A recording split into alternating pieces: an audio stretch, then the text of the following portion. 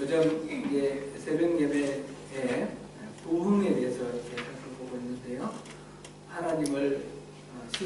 하나님과의 신선한 만남, 블랙커비 목사님 책을 가지고 그 내용을 이렇게 나누어서 제가 소화를 해서 전달을 하고 있습니다.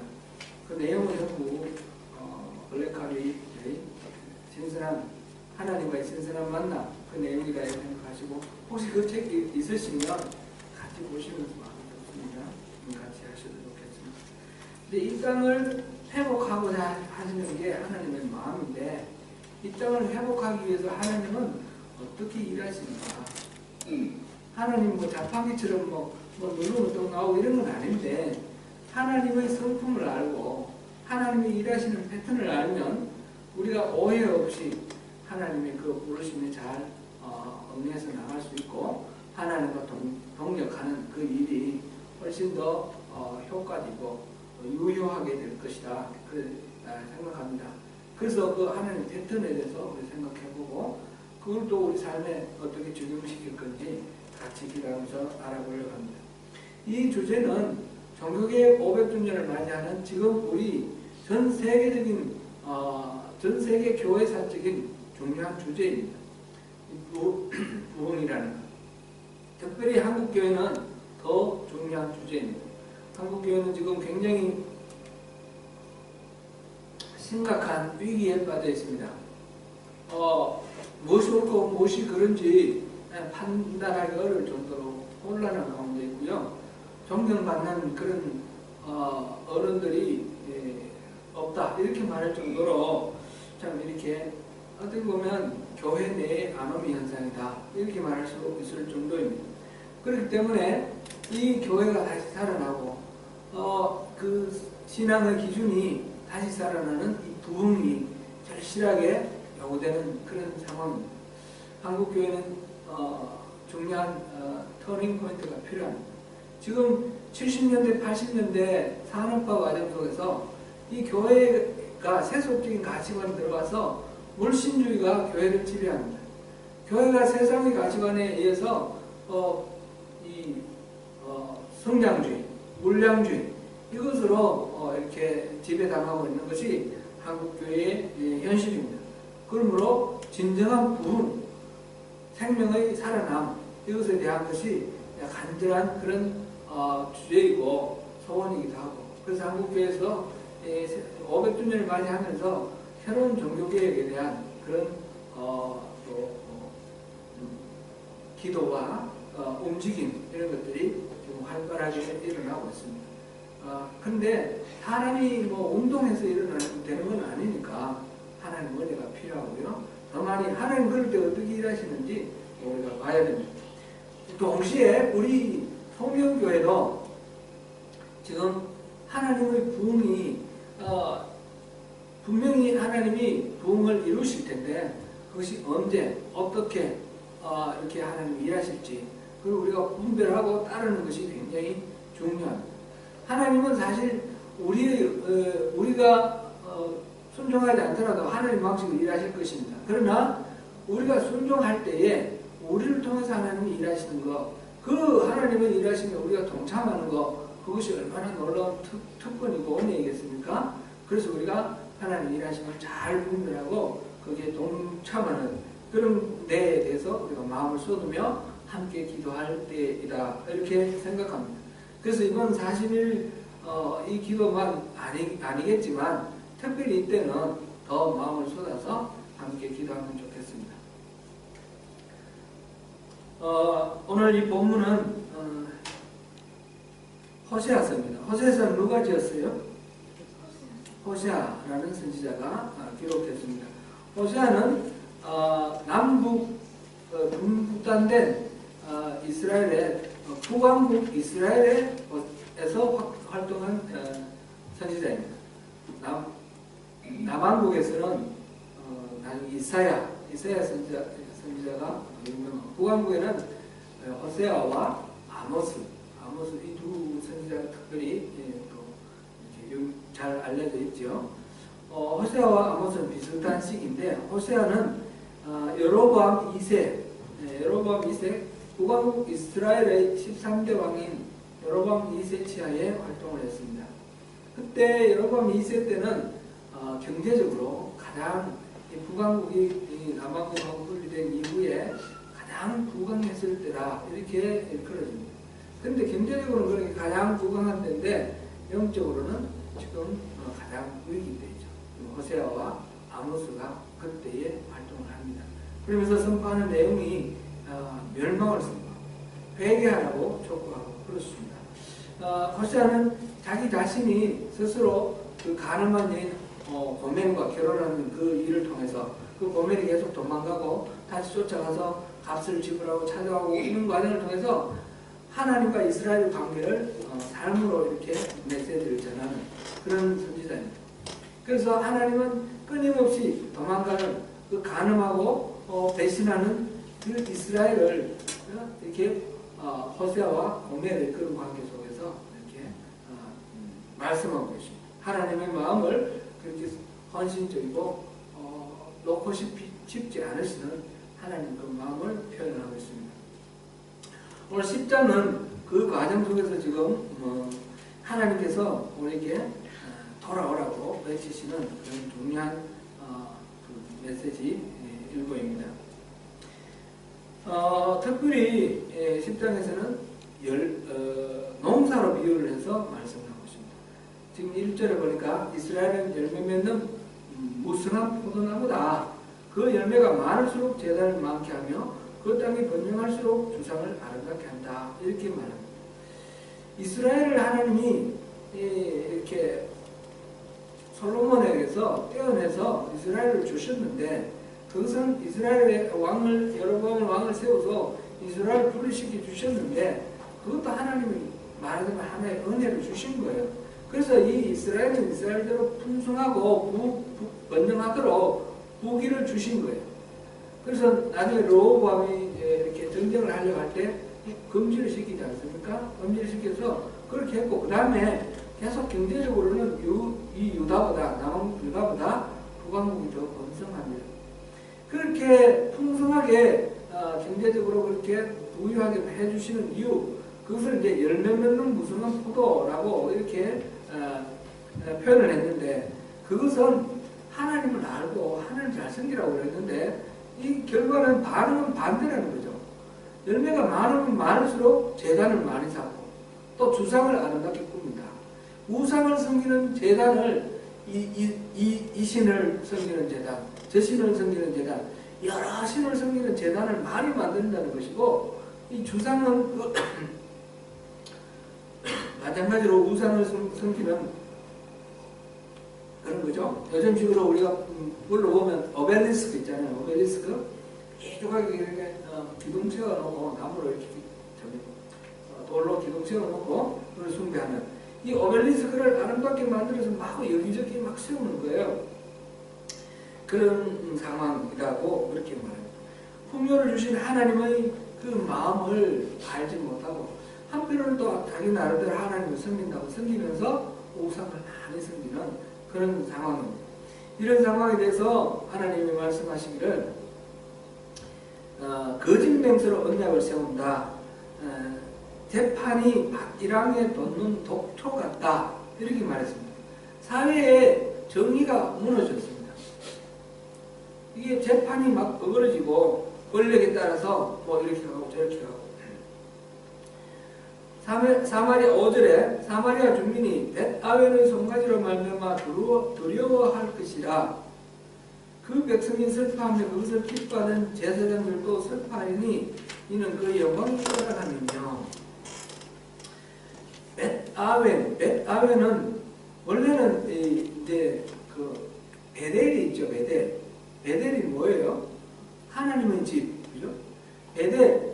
그런데 이 베델과 다안에 황금 송아지를 만들었습니다. 여로보암 1세 때 그렇게 만들어 그 황금 송아지를 만들어 놓고 여호와라고 그렇게 섬기고 있습니다. 그러니까 이 베델이라는 이름을 하나님의 집이라는 그 이름을 벳아웬은 우상의 집이다. 베델을 벳아웬이라고 부르는 겁니다. 지금 호세아 선지자가 베델이 아니다.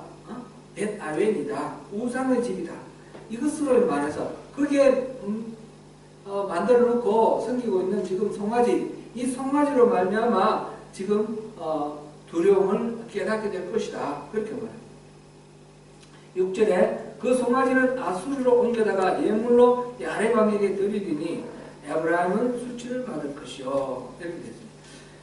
지금 그 북왕국은 아수르에 의해서 여러 번 침략을 받습니다.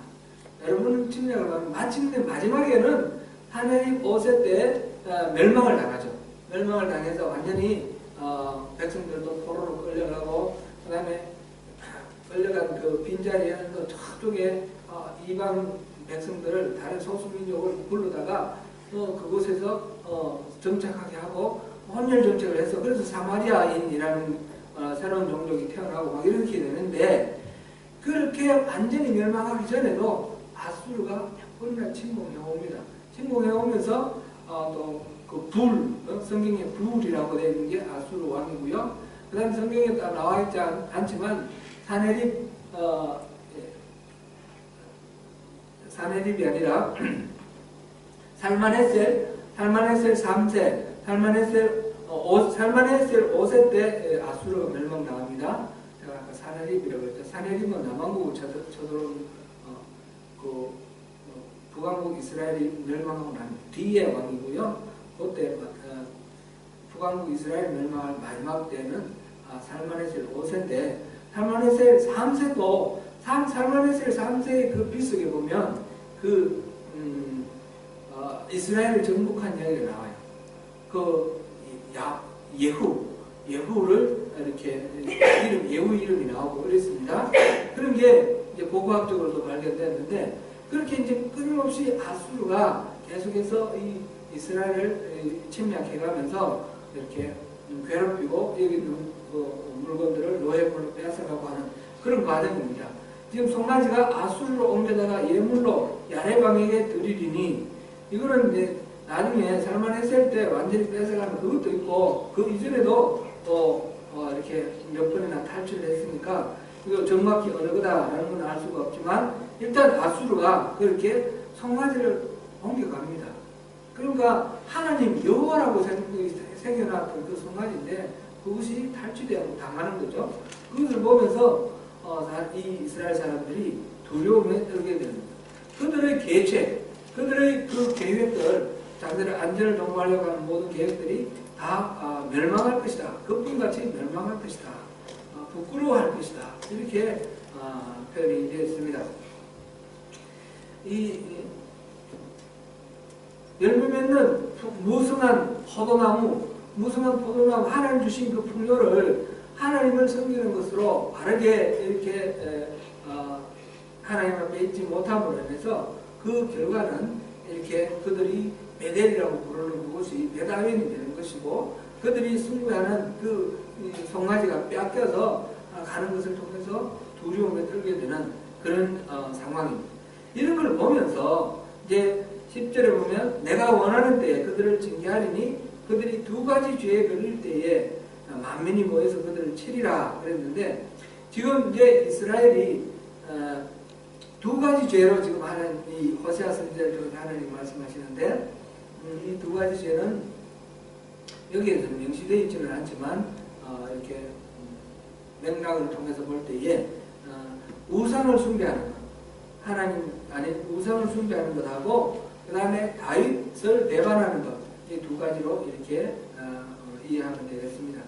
그렇게 해서 이제 지금 징계에 임박해 있습니다. 그런 상황 속에서 지금 12절부터 15절에 오늘 말씀이 나오는 것입니다. 이런 위기, 징계가 임박한 하나님 진노가 지금 경제적으로는 불가능한 상태지만 영적으로는 지금 극히 타락해서 지금 바닥에 도달한 그런 상황. 그래서 하나님의 진노는 클라이막스로 달려가고 있는 그런 상황.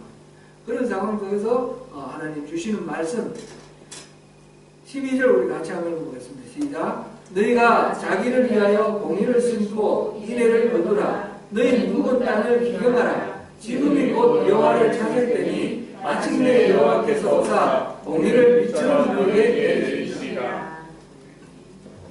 이 호세아 선지자의 이 선포는 북왕국이 이렇게 폐역하고 있는데 이것을 끝장내겠다는 말씀이 아니라 이걸 지금 이 상황에서 기회를 잡으라고 하십니다. 하나님은 이렇게 극한의 악으로 달려가는 백성들에게 돌이키면 회복해 주시는 그런 터닝 포인트가 되는 것입니다. 우리가 이제 이걸 오해하면 안 되고요. 그렇다고 해서 우리가 일부러 악으로 가면 안 되는데 사사기에서 이 사이클이 나오지 않습니까? 죄와 부흥의 사이클이 나오는데 이 하나님이 지켜주시고 그 다음에 이 사람들이 폐역을 해서 하나님의 목전에서 악을 행하고 하나님을 떠나고 우상을 숭배합니다. 그럼 하나님이 이방 다른 나라에게 내줘버리죠. 그럼 다른 나라가 쳐들어와서 이 이스라엘을 지배하는 가운데 착취당하고 고통당하면서 너무너무 고통스러워서 울부짖으면 하나님께서 그 말씀을 그 부르짖음을 듣고 다시 사사를 보내줍니다. 사사를 보내주면서 그 이방의 손에서 다시 구원하시고 그리고 그 사사가 살아있는 동안 평안을 누리고 그 사사가 죽고 난 뒤에 이 이스라엘은 여호와 목전에 악을 행하고 그러면서 하나님의 진노를 또 받고 이게 이제 사이클이 계속해서 돌아가는데 이게 이제 사사기에는 작은 사이클이라 그러면 그 다음에 점점 큰 사이클로 결국은 같은 사이클이에요. 지금 호세아가 말하는 지금 이 위기 상황은 다시 돌이켜서 하나님께 부르짖으면 하나님께서 구원의 길을 주실 때예요.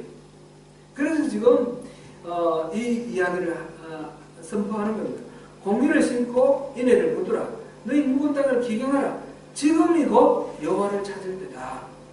지금 이 상황이 여호와를 찾고 부르짖어 하나님께 아우성을 치면 하나님이 은혜를 베풀어 주실 때다. 더 이상 지금 이 상태에 머물러 있지 마라. 지금 상태를 말하기를 13절에는 너희는 악을 바꿔라 죄를 거두고 거짓 열매를 먹었나니 그렇습니다. 악을 바꾸고 죄를 거두는 상황입니다. 열심히 농사 짓는데 그 결과가 악이고 죄인 것입니다. 하나님의 은혜, 하나님의 구원하심이 아니라 하나님으로부터 점점 벌어지고 하나님을 폐역하는 것으로 계속해서 열심으로 달려가고 있는 그런 상황입니다. 여기서 이거를 중지를 하고 묵은 땅을 기경하고 지금 이 온갖 잡초와 온갖 더러운 것들이 있는 이거를 다 기경을 다 갈아엎고 공의를 공의를 심고 인애를 거두라. 공의를 심으면 바로 잡으면 그러면 인애를 소출로 거둘 수 있을 것이다. 하나님을 바르게 쓰는 정의, 공의. 그러니까 하나님의 공의가 공의에 의지하는 우리의 의. 하나님을 의지하는 하나님과 우리의 관계가 바로 서는 것을 의라고 했지 않습니까? 그렇게 바로 서면 인애, 하나님의 헤세드, 하나님의 그 은혜가 우리에게 임한 그 소출로 올 거라는 것입니다. 그러니까 이거 묵은 밭을 기경해서 의로 하나님과 바른 관계 앞에 서라. 그렇게 하는 것이 살 길이다. 그렇게 하면 하나님은 여러분들을 만나 주실 것이고 공의를 빛처럼 그렇게 내려주실 것이다. 그것이 오늘 본문의 내용입니다. 성경 이 말씀을 읽을 때 우리는 우리의 현실을 보면 어떻습니까? 물질적으로는 과거와 비교할 때 너무나 풍요롭습니다. 그러나 풍요로운 만큼 우리 마음이 하나님께 가 있느냐? 그렇지 않다는 것이죠. 풍요로운 것만큼 하나님으로부터 멀어져 있다는 그런 생각을 하게 됩니다. 복잡한 세상 속에서 무엇이 진리인지 무엇이 진리가 아닌지 하나님을 믿는 것은 어떤 것인지 지금 가치관이 혼동되고 헷갈리고 있습니다. 교회조차도 앞서 말씀드린 대로 세상 가치가 들어와서 그냥 물량주의 또 성공주의 이 약육강식, 격자생존, 이 정글의 법칙 이런 것들이 교회에도 그대로 들어와서 지배합니다. 교회가 진정으로 의지하고 안정감을 얻는 것은 어떤 것입니까? 지금 호세아가 말하는 것은 개인적인 차원보다 국가적 차원에서 얘기를 하고 있기 때문에 우리가 사회와 국가와 교회 공동체의 차원에서 먼저 이것을 들여다봅니다. 그렇게 할 때에 이 사회나 또 우리 좁혀서 우리 교육, 우리 소명교회는 어떤 곳에 우리 안정감을 두느냐. 무엇이 있으면 우리가 안전하다고 느끼는 그런 안정감을 갖습니까? 다윗이 나라가 안정되고 부강한 나라가 되었을 때 다윗은 자신의 안정감을 군사력에 두었습니다. 그래서 인구조사를 하였습니다. 그 결과는 어떻게 되었습니까? 하나님의 진노 아래에서 7만 명의 백성들이 전염병으로 죽었습니다.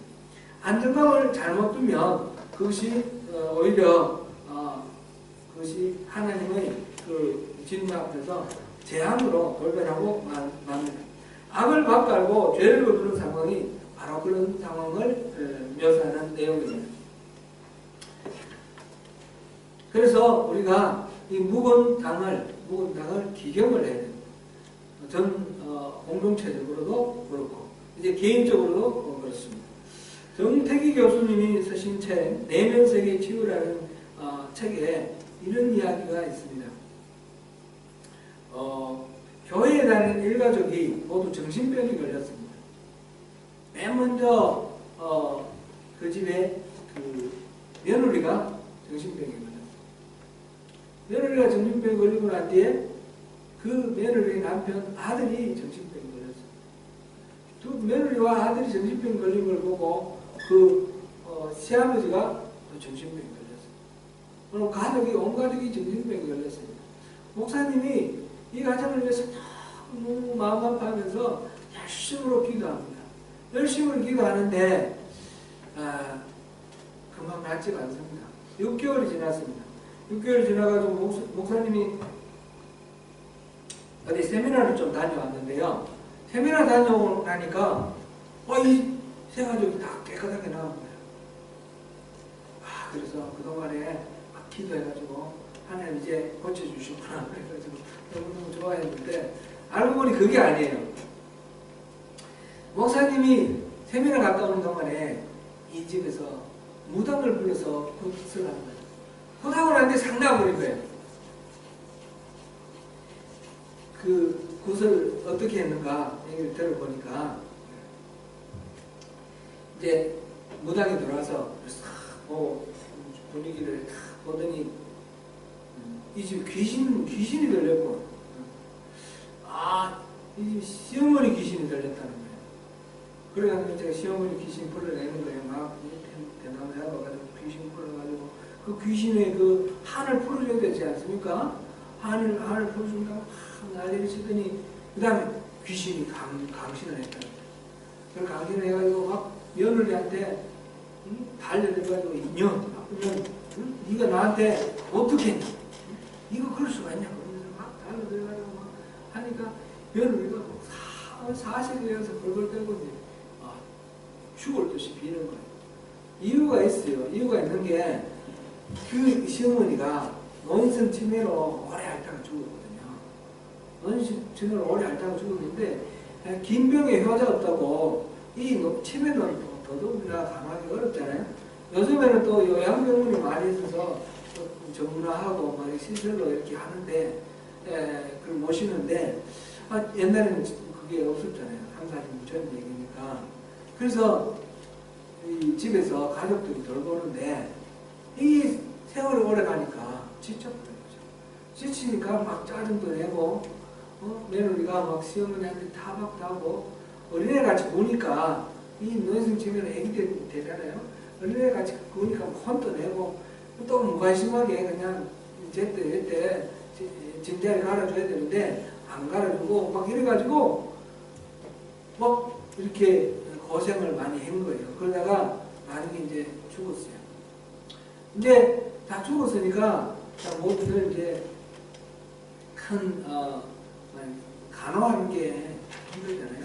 짐이 이제 벗어졌다 해서 안심을 하는데 이 며느리에게는 죄책감이 있는 거예요. 이 며느리가 너무너무 착해가지고 자기가 또 이 시어머니가 돌아가시고 나니까 좀 더 잘할 걸, 좀 더 참을 걸, 그때 내가 그렇게 성질부리지 말 걸, 막 이렇게 막 후회되는 것도 많고 이렇게 있는데 이제 이 죄책감이 깊어져가지고 병이 되어 있어요.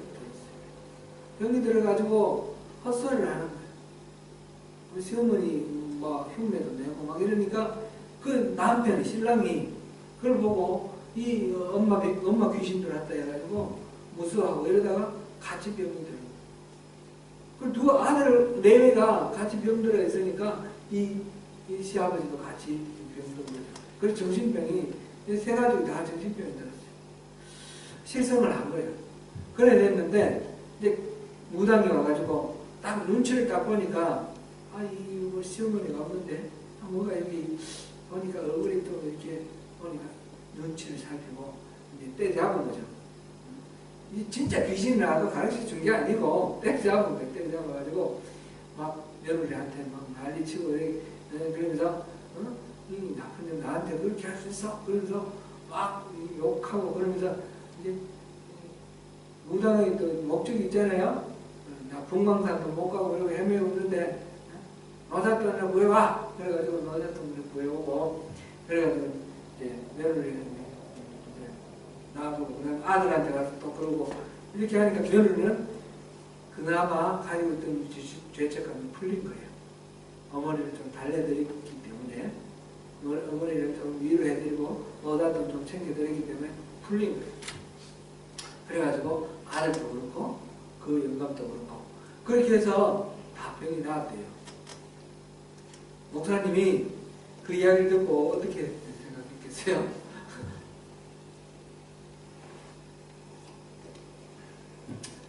그럴 때 이제 좌절에 빠지겠죠.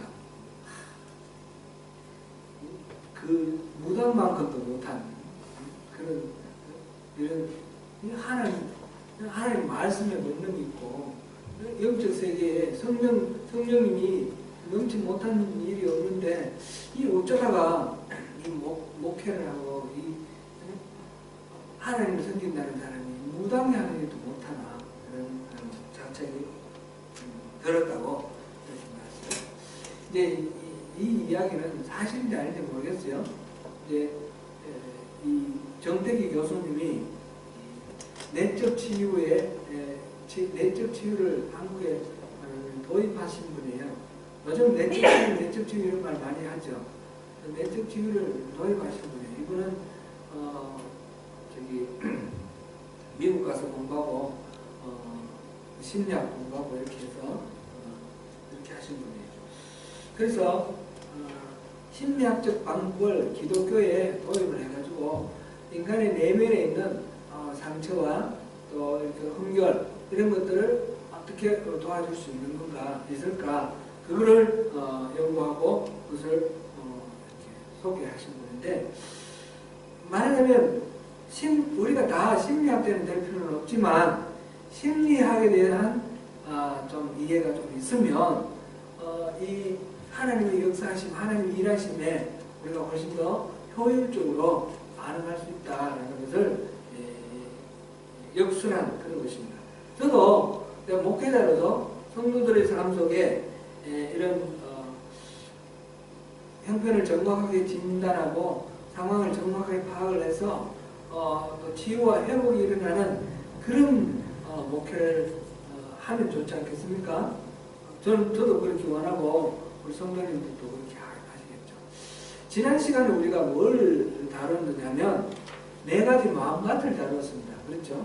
4가지 마음밭을 다루었는데 길가와 같은 밭이 있고 그 다음에 돌짝밭, 가시덤불밭, 좋은 밭이 있는데 이 길가와 같은 이 밭에는 씨앗이 떨어지도 이게 씨앗이 뿌리를 못 내니까 생각해서 주워 먹었다. 곧 하나님의 말씀이 바로 씨앗인데 하나님 말씀이 떨어져도 그 말씀이 이 사람의 이 마음밭에 들어가지 않는다는 거죠. 마귀가 와서 그것을 빼앗아 가버린다는 거죠. 돌짝밭도 어떻습니까? 하나님 말씀이 능력이 없는 게 아니고 생명이 없는 게 아닙니다. 분명히 있지만 싹을 내리고 뿌리를 내리지만 이게 이제 돌짝밭은 흙이 깊지 못하니까 낮에 햇볕이 강하면 이게 타서 죽어버린다는 거죠.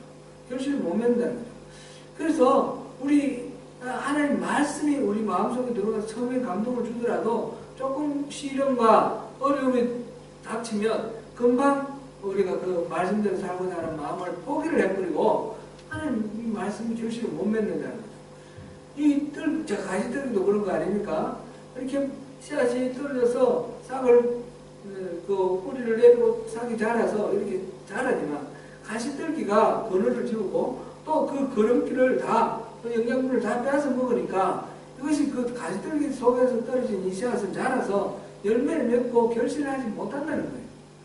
그냥 노랗게 그냥 자라기는 자라겠지만, 그건 의미가 없다는 거죠. 곧, 우리 안에 하나님의 말씀이 떨어지지만, 그러나 염려와 재리의 유혹, 우리 삶의 여러 가지 근심 걱정들, 우리의 욕심들, 이런 것들이 하나님 말씀대로 살고 하나님의 그 백성으로 살아가는 그 영적 생활을 가로막아 버리기 때문에 결실을 못 맺는다는 거 아닙니까? 그러니까 마음같이 아주 좋은 마치여야지 좋은 결실을 맺는다. 이제 이 말씀을 나누면서 어떤 분은 또 그러더라고요.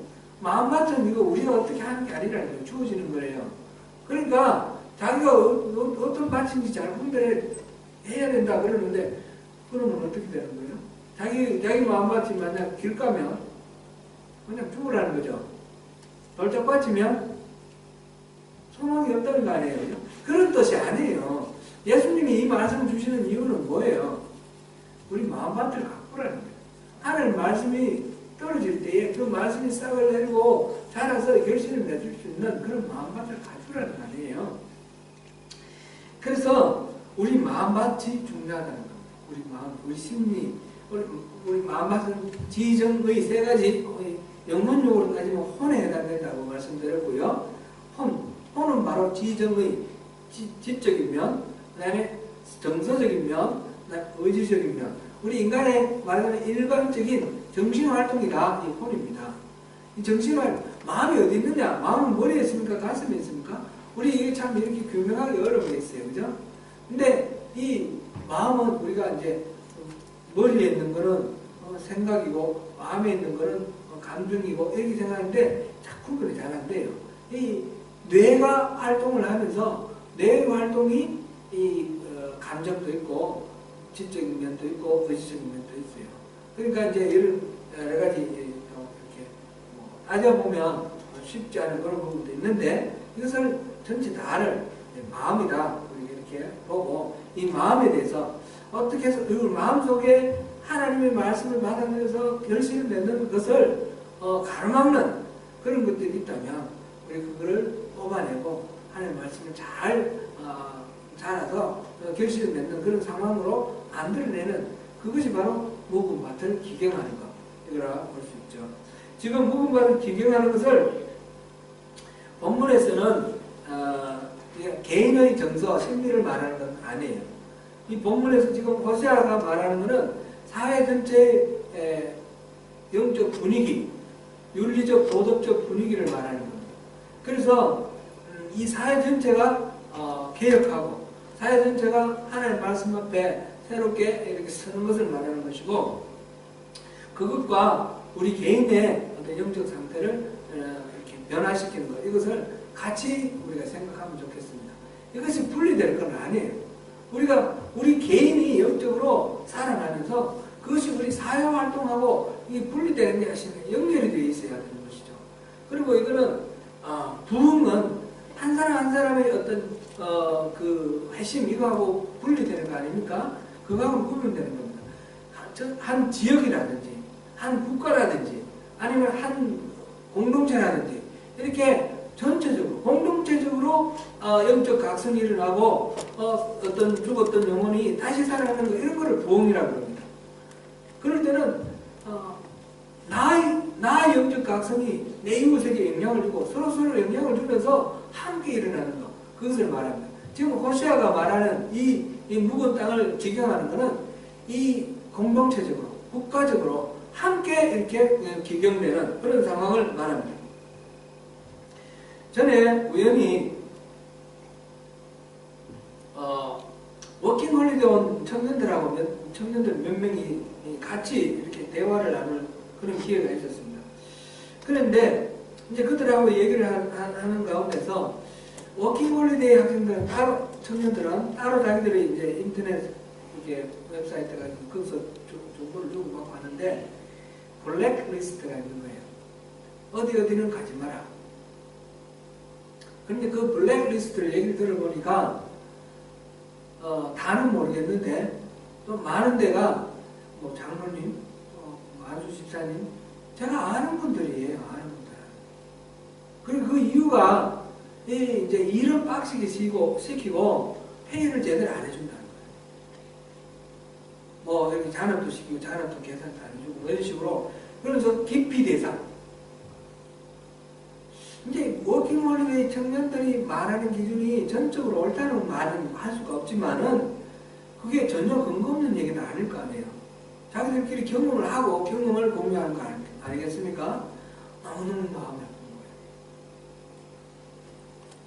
우리 신앙이 그분들이 교회에서 신앙생활을 너무너무 잘하시는 분들이에요. 제가 아는 분들은 소골 인도도 잘하시고요. 교회에서 막 여러 가지로 참 은혜로우신 분들인데 이 워킹홀리데이 온 사람, 이 사람들은 예수 믿는 사람도 있었고 안 믿는 사람도 있었는데 이들에게는 기피 대상이라는 거예요. 너무 참 이게 아픈 얘기입니다. 어떤 사람은 향기를 뿜는다 그러고 어떤 사람은 냄새를 피운다 그럽니다. 똑같은 냄새지만 어떤 냄새는 향기라고 불리고 어떤 냄새는 그냥 냄새라고 불려요. 그죠? 이게 뭐예요? 우리가 살아가는 삶 속에서 우리의 행동과 우리의 말이 향기를 뿜는 그런 인생이 되면 좋지 않겠습니까? 냄새를 피우는 게 아니라 우리가 입에 우리가 기독교 문화에 익숙해서 입에서 나오는 말이 은혜라든지 뭐 사랑이라든지 형제 자매라든지 이런 용어가 우리 익숙해져 있고 그것이 잘 나온다고 해서 좋은 게 아니라 그런 용어를 뛰어넘어서 우리 삶 속에 우러러가 있는 하나님의 사랑, 하나님의 은혜가 어떻게 구체적으로 우리 손발과 우리 입술을 통해서 그게 드러나느냐가 중요한 것 아니겠습니까? 특별히 오늘날 지금 기독교가 많은 비난을 당하고 욕을 먹는 그런 시대에 이때가 지금 하나님이 우리에게 이런 식으로 계속 가서는 안 된다. 지금은 악을 바꿔라서 죄를 거두는 시기라는 생각이 듭니다. 악을 바꿔고 죄를 거두는 그런 농사 아무리 땀 흘려 해봐야 무슨 소용입니까? 거짓의 열매를 먹는 것 아닙니까? 그게 아니라 공의를 뿌리고 인애를 거두는 그런 이 바른 신앙생활을 해야 되지 않겠습니까? 그러기 위해서 묵은 땅을 기경해야 돼요. 묵은 땅. 우리 삶에 익숙해져 있는 우리가 모르는 사이에 익숙해져 있는 우리의 말이나 행동이나 가치관이나 이 정서가 하나님의 그 말씀이 우리 안에 싹을 틔우고 자라는 것을 방해하는 가로막는 그런 돌불이나 그런 가시덤불 같은 그런 것들이 없는가? 화전민들이 기경할 때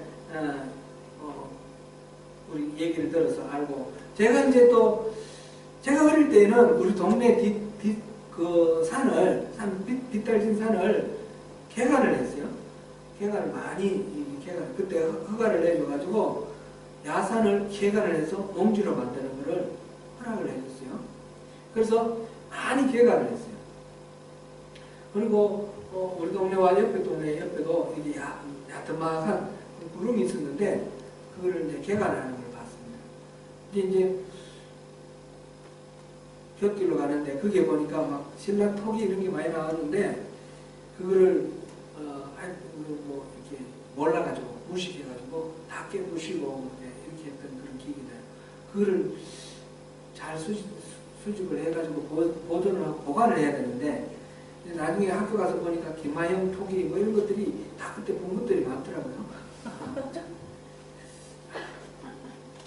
아무튼 그렇게 이 구릉지를 개간을 해서 밭을 만드는 걸 봤는데 땅을 이 나무가 자라고 잡목들이 자라고 풀이 자라니 이 땅을 개간할 때 어떻게 합니까? 그냥 이렇게 안 하고 불 태우면 됩니다. 불 태워가지고 위에 있는 나무 잡목들 다 태우고 그 다음에 곡괭이로 그 뿌리를 캐내고 그 안에 또 돌멩이들 바위들 이런 거 다 골라내고 캐내고 그리고 이제 깊이 이렇게 뒤집어서 흙이 더러운 흙만 남고 나머지 다른 것들이 없도록 그렇게 해서 쌀을 감자부터 뭐 다른 콩이나 이런 것들 심으면서 개간을 하고 밭을 만들어냅니다. 우리도 마찬가지입니다. 우리가 우리 공동체 속에 우리 정서나 우리 가치나 우리 의지, 우리 마음 이것도 그런 식으로 기경을 해서 우리 안에 있는 모든 부패한 것들, 우리 안에 있는 거짓된 것들, 왜곡된 것들 이런 것들 하나님의 그 말씀이 우리 삶 속에 자리 잡고 우리 삶을 변화시키는 것 이거를 가로막는 거짓된 것들 이런 것들을 다 우리가 캐내고 뿌리 뽑고 골라내고 그래서 하나님 말씀 앞에 우리가 순전하게 반응하는 그런 우리 삶의 결단이 있어야 되지 않겠습니까? 이것이 바로 묵은 밭을 기경하는 것입니다. 묵은 밭을 기경하는 것은 이제 결국은 씨앗이 떨어져서 생명이 자라고 열매를 맺는 건 하나님이 다 하시는 거예요. 하나님이 하시는 거지만 그 하나님이 하시도록 그 하나님의 씨앗이 길가에 떨어져서 싹을 못 내고 돌짝밭에 떨어져서 결실을 못 맺는 그 우리 현실을 바라보면서 하나님 말씀의 씨앗이 떨어져서 싹을 맺도록 우리가 준비하고 우리가 하나님 앞에 반응하는 것 그것이 묵은밭을 기경하는 것입니다. 12절에서 호세아는 지금이 곧 여호와를 찾을 때니 마침내 여호와께서 오시겠다. 그래서 공의를 비같이 너에게 내리시겠다. 이렇게 말씀하셨습니다. 지금이 5년 후 10년 후가 아니라 바로 지금이 바로 그 때라는 것입니다. 사회적으로 국가적으로 교회 공동체적으로 하나님은 언제 어떻게 부흥을 이루실까? 우리가 이제 그 미국의 1차 영적 각성 1차까지만 했죠. 2차는 안 했죠. 1차 영적 각성했고 산동의 영적 각성했고 그 다음에 또 우리가 했나요? 새벽 기도 때 몇 가지 했었습니다. 그 다음에 우리가 아는 대로 에일에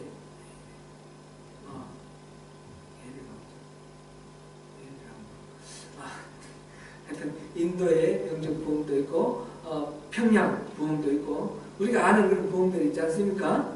우리 감리교가 탄생하는 것도 감리교 부흥이라고 합니다. 1700년대 그 영국에서 그때 당시에 그때 인구에 50만이 감리교를 개종을 했어요. 50만이라는 건 어마어마한 거예요. 요즘으로 치면 영국의 인구에 따지면 얼마 되겠습니까? 아무튼 어렵습니다. 쉽지 않은 그런 보통의 일이 아닌 그런 일이 일어났습니다. 그런 일들이 그때만 일어나고 지금은 안 일어날까요? 지금 보니까 너무너무 암울해 보일 때가 많습니다. 예수 믿는다는 게 좀 이렇게 막 드러내기 어려울 정도. 막 어떨 때는 제가 그런 느낌이 듭니다. 목사라는 게 부끄럽게 생각될 때도 있습니다. 최근에 이런 일들을 바라보면서 그렇다고 해서 목사가 부끄러운 게 아니잖아요. 그죠? 우리가 그리스도인이 부끄러운 게 아니잖아요. 그런데 이 가치가 전도되어 있다는 거죠. 너무나 잘못된 사람들이 많고 잘못된 교회들이 많고 잘못된 크리스찬들이 많아가지고 이렇게 어려움을 겪습니다. 그런 때가 바로 우리가 아까 나누었던 이 사이클에서 하나님이 내버려 두시고 이방인에게 사사기의 그 죄의 사이클에서 이방인에게 맡겨두셔서 그 고통이 극한에 달했을 때 이 이스라엘 사람들이 부르짖었습니다. 부르짖으니까 하나님께서 사사를 보내주시고 구원해줍니다. 지금 같은 때가 우리가 부르짖어야 됩니다. 하나님 이거를 그대로 내버려 두지 마시고 하나님 우리를 회복시켜 주시고 교회를 회복시켜 주시고 이 세상을 회복시켜 주세요. 우리가 하나님께 부르짖을 때입니다. 묵은 땅을 기경할 때이고 이때가 공의로 씨를 뿌리고 인애를 거둘 때입니다. 우리가 부르짖으면 하나님께서 만나 주시겠다고 하셨어요. 지금이 곧 여호와를 찾을 때니 마침내 여호와께서 보사. 마침내 여호와께서 바로 때만 기다리셨다가 우리의 그 부르짖음을 들으시고 이제 찾아오셔서 공의를 빛으로 내려주시겠다. 그렇게 말씀하십니다. 지금 우리 12절 다시 한번 읽어보겠습니다. 시작. 너희가 자기를 위하여 공의를 세우고 인애를 베푸라. 너희 묶은 땅을 기억하라. 지금이 곧 여호와를 찾을 때니 마침내 여호와께서 오사 공의를 빛으로 너희에게 내려주신다. 아멘. 사랑하는 성도 여러분, 우리 마음을 모두어서 하나님을 찾고 우리의 묵은 땅을 기경하고 하나님이 우리가 공의를 막갈 때에 의로 결실을 맺게 해주시는 그 은혜가 넘치도록 풍성한 그런 우리 모두가 되시기를 축원합니다. 기도하겠습니다.